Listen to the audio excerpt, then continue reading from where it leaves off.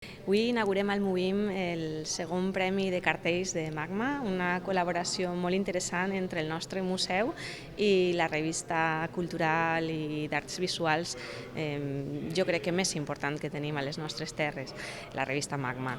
I crec que des de les administracions públiques hem d'impulsar projectes com estos. En aquest cas, el que estem impulsant és la creació artística per a dur a terme una exposició com la que avui presentem, que consta de 90 cartells, dels quals,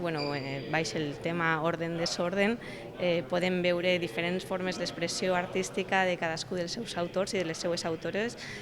Prova de la bona idea que ha sigut aquesta col·laboració amb Magma són els centenars de propostes, més de 400 propostes s'han presentat per a aquesta exposició, i la veritat és que molt contents